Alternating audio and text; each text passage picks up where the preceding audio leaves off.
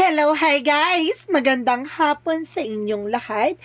This is Chin Rodriguez, Pamasagari Channel, a faith healer, also mata reader. So ngayong hapon, tingnan natin ang nagsabihin sa inyo ng ating mga gabay. This is, monthly gabay for the month of February 2024 for the sign of Aries. So, Aries, welcome to my channel. Ano kayang messages, advices ng spirit guides ang ating masasaga for today's video? Kaya naman kayang energy or kaganapan sa buhay ng mga Aries ang ating mahagilap. So, guys, this reading is a general reading lamang, hindi lahat makaka-resonate. Kunin lamang po ang makaka-relate sa inyo and comment down below kung kaninong energy ang ating nasagap. And of course, don't forget to like and subscribe my channel and hit notification bell for more videos update. And of course, maraming salamat po sa mga walang sawang pagsuporta sa aking channel, lalo na hindi nag-skip ng ads. Naway pagpalain po kayo ng Just at May Kapal, siksik, liglig, nag-uumapaw ng biyaya manumbalik sa inyo. So guys, ito na kumapit ka dahil nandito na ang mensahe sa'yo ng ating mga gabay for the sign of Aries.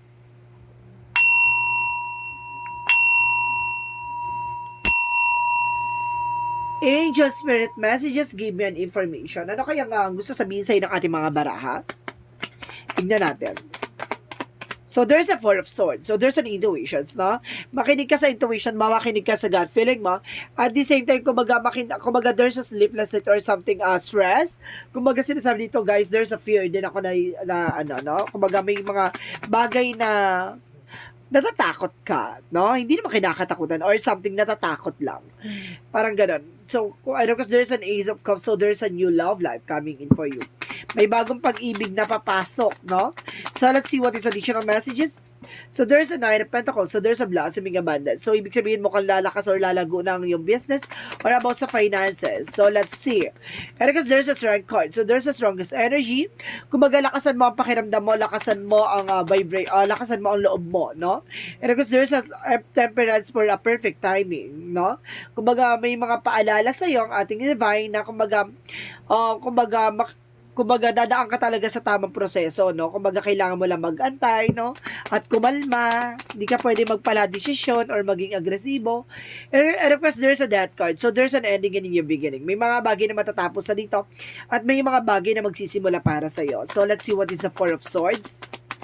The Four of Swords represent the lovers. So guys, meron dito, no? Kumbaga, there's a fear for the lovers. So it's either, kumbaga, NBSB ka, no boyfriend is worth or no girlfriend is worth, or either, kumbaga, may, kumbaga, takot ka sa mangyayari dito sa person mo or something. Kumbaga, may mga bagay na kinakatakutan ka kung ano na nangyayari sa inyong relasyon, no? Or sa'yo, ganon. Kumbaga, nagkakaroon ka na dito ng something, kumbaga, stress or something, fear. So, let's see what is the Ace of Cups. So, there's a High Priestess. So, ibig sabihin dito, kumbaga, may bagong pag-ibig na pupasok o may humaharot sa'yo, no? Because there's a High Priestess for hidden agenda or hidden enemies or something, a hidden information, no? May mga bagay na parang nakatago dito na maaaring malantad, di ba? It's either humarot ka, there's a Three of Wands. So, there's a waiting for a soul to waiting for a ship. May mga bagay na hinihintay ka dito. So, there's a possible na maaaring magdala sa'yo ng financial windfall. At the same time, kumbaga, there's a travel. So, of course, by land or by water, na kumbaga, dadaling ka kung saan ka, diba, makakatulong sa'yo for your or resource of income. And of course, there's Nine of Wands, so slow and steady, no? Kumbaga, nandun na tayo sa matapang tayo sa part na yan, pero kailangan mong wag tapang-tapangan. Kailangan kumbaga, kalmado, pero 'di ba, kaya mong humarap, ganon. And of course, there's Queen of Pentacles, so there's a practicality. So ibig sabihin, pagdating sa finances, kailangan mo maging practical, no? So let's see what is the Death card. So, there's a Nine of Cups. So, there's a wish fulfillment. So, may mga bagay na matutupad na dito. May mga bagay na may sasakatuparan ka na. No, kumbaga sinasabi sa'yo dito na tatapusin na yung paghihintay mo. So, let's see what is the Four of Swords and the Lovers. So, there's the Wheel of Fortune. So, ibig sabihin dito, meron talagang, there's a destiny to happen. And destiny is yours. So, about sa spirituality, kumbaga, itong person mo, it's either hirap makatulog, or, kumbaga, sinasabi dito na maaaring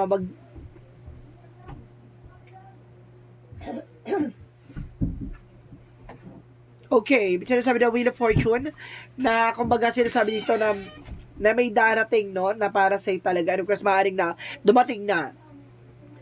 And because there's a king of cups, so there's a devoted, supportive person. May taong, di ba, susuporta at talagang magmamahal sa'yo. Taray dito ha, may asawa ka na pero may jowa ka. Parang ganun yun sa sense ko. And because there's a seven of swords. See, I told you, there's a cheating, lying. It's either ikaw or yung person mo. Now, meron ditong hidden agenda talaga. Na natatakot ka kasi pag nalaman, baka, di ba, iwan ka or something. Or baka mabuko ka, gano'n. Kumbaga, there's an eksena na kailangan mong kumbaga pumili, no? Kumbaga there's a possible na kumbaga etong tao na to ay destiny mo. Merong taong mahal na mahal ka, pero itong tao na to ay talagang para sa iyo. Parang ganon. Dalawa kasi kumbaga there's a twin flame. Alam mo yung isa lang ang puso mo pero dalawa yung minamahal mo. Ganon ang atake. And the seven of swords is as cheating, lying. So ito na yung pumasok ng pagsisinungaling, no? And of course, there is of the moon card, so there is a revelation reveal. Mari-reveal yan, no? Malalaman din yan. So, let's see what is the temperance. And of course, the Queen of Pentacles. There's a temperance in the Queen of Pentacles.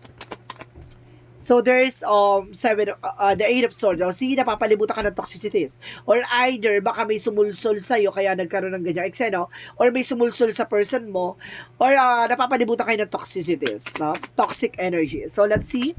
It's either toxic friend, toxic family, toxic environment, toxic workmate. So there's a hermit card, there's a death card, and the nine of cups, and of course the hermit card. So there's an ending about dito sa spirituality, kumbaga bibigyan ka ng kaliwanagan kung sino ba talaga yun talagang para sa iyo. Ganon. Ano ba talaga yung kumbaga hiniling mo, ano ba talagang gusto mo. Parang ganon yung sinasabi dito, lilinawin yan yung mga bagay-bagay para sa iyo. So let's see what is the outcome.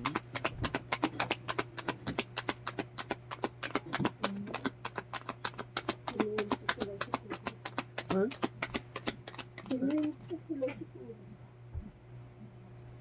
Hininto ko lang si Kura. And of course, there's two of swords, so there's a possible na, kumbaga, there's a decision. Ito yung sinasabi ko, di ba? Choices. No? Kailangan mo mag-decision as soon as possible. At the same time, there's page of swords. Get more information. No? Alamin mo yung dapat pang malaman mo or may mga tutuklasin ka dito. No? It's either your person yung humarot or ikaw yung humarot. Ganon. And of course, there's that oh my God. It's all about, kumbaga, makinig ka sa inner voice mo. There's a black magic involved. Oh my God.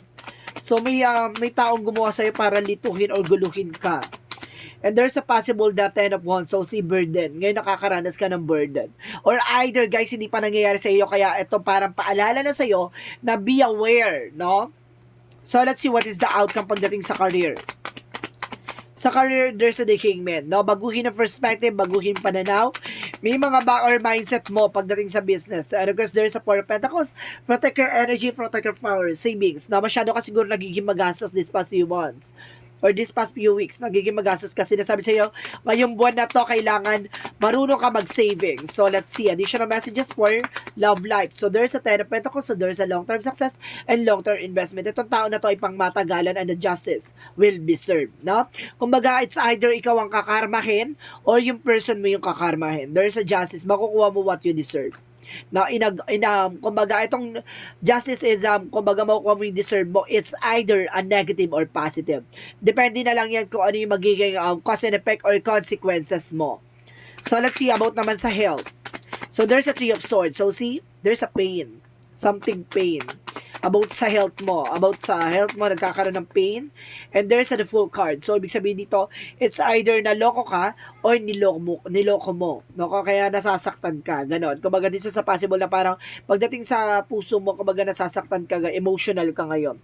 So, let's see. What is additional messages for magical fairy messages? For magical fairy messages, so, magical fairy messages. So, there is a, whom do you need forgive? No? As you release old anger or resented, you will find that your wishes will come true. No? Kailangan mo na pakawalan at ipagpatawad. No? It's either ikaw yung nakagawa ng kasalanan o yung person may nakagawa ng kasalanan. No? Kasi hindi mo mahanap yung totoong kaligayahan kapag di ba, may bit-bit kang ngit-ngit or galit sa puso mo. So, let's see what is the yin and yang oracle card. So, there's an activation. So, higher self. So, ibig sabihin ngayon, kumbaga nakikita mo na yung mga bagay-bagay or nag-activate na sa'yo, yung mga dapat mong gawin or something yourself, no? Kumbaga nakikita mo yung purpose mo sa buhay. There's a garden. Protection mo yung sarili mo. There's a vulnerability. And of course, there's a changes. So, kailangan mong baguhin. No? And of course, there's a rejections, no? Ang salamin, kapag nabasag na, may lamat na. Yun yung kailangan mong ingatan. 'Di ba? So, let's see what is Archangel Michael messages for you. So, let's see what is Archangel Michael messages for you. There's a positive thoughts create a positive result, no? Always think positive, no? Iwasan mo yung pag-iisip ng nega. At the same time, you're created this situation. Ikaw yung naglagay sa sitwasyon mo. Ikaw din yung makakapagpalaya sa sarili mo. 'Di ba? Ikaw yung makakapagpabago niyan. Ikaw yung naglagay diyan. It's either humarot ka nga or yung person mo yung humarot, no? It's either sumobra ka or nagkulang ka. 'Di ba? Ganun lang 'yon. So, let's see what is additional messages. So, there's a called soul gift and training. It's up to the step up, no? Kailangan mo nang bumangon. Kailangan mo nang gumising sa katotohanan mula sa bangungot ng nakaraan. There's an earth pulsing. So, there's a time to nature. So, kailangan mo nang, kumbaga, nang unwind, slow down. And of course, there's a baby step, no? Kailangan mo ng action or something. Follow your intuition before it makes sense, no? Hanggat hindi pa nangyayari, kailangan mong kumilos at kailangan mong umiwas, no?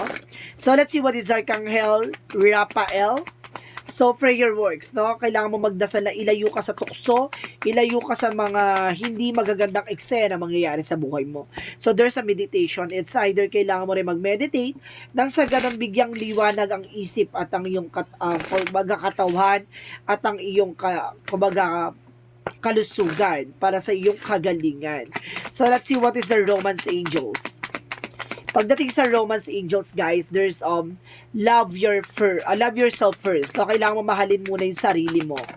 And there's a wedding. So, there's a possible talagang mayroong destiny dito that wedding is included, no? Talagang kasama talaga sa buhay mo ang magpakasal at, 'di ba? Kumbaga, magmahal, ganon. So, let's see what is the energy. The energy of man holding a heart. So, itong tao na to ang may hawak ng puso mo o ikaw, kumbaga, itong tao na to ay, kumbaga, may hawak ng puso mo or yung tao na to ay mahal na mahal mo. Ganon. And there is a door to the personal healing and happiness. Nabukas ang pintuan para sa kaligayahan at kagalingan. And there's a storm warning. So, see, may paalala. No? Parang babayuhin ka ng pagsubok at babayuhin ang inyong relasyon. So, kailangan maging aware. So, let's see what is additional messages. So, there's a failure. May mga magaganap dito. There's an understand for a mistakes. Only opportunity to learn, no? Kumbaga, yung mga bagay na naranasan mo na yan, kumbaga, talagang ginigising ka sa katotohanan lahat ng pagkakamali mo. There's an abundance. Kasaganahan ay paparating. So, let's see what is additional messages for Eagle Spirit. So, there's a leadership. Pamumunuan mo yung sitwasyon mo. Ikaw yung gagawa ng ikasasama at ikabubuti mo. And of course, there is a support, no?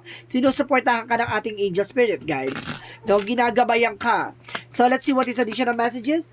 So, there's a spirituality. So, kailangan mo mag-meditate, no? And there's a support and guidance. Talagang double clarification na sinusuportahan ka ng ating angel spirit, guys. Parang sinasabi dito na, kumbaga, inaano ka na kaagad no? Parang pinapaalalahanan ka na kagad, awareness. Awareness. So, parang pinapaalalahanan ka kagad na, mag-ingat ka, baka ganito, ganyan, mapunta ka sa gantong eksena. Kumaga, binibigyan ka ng sign or synchronicities na kailangan mo makinig sa inner voice mo. No, kung sino ba talaga yung dapat mong mahalin at sino ba talaga yung kailangan mong bitawan. So, there's a gratitude. No? Kumbaga talagang pagdating sa mga bagay-bagay, kumbaga talagang napakabuti at talagang pagdating sa kumbaga, 'di ba, swerte ka pagdating sa pag-ibig. And of course, there's a prayer. So, kailangan mo magdasal. No, kailangan mong ipagdasal lahat ng mga kaganapan sa buhay mo.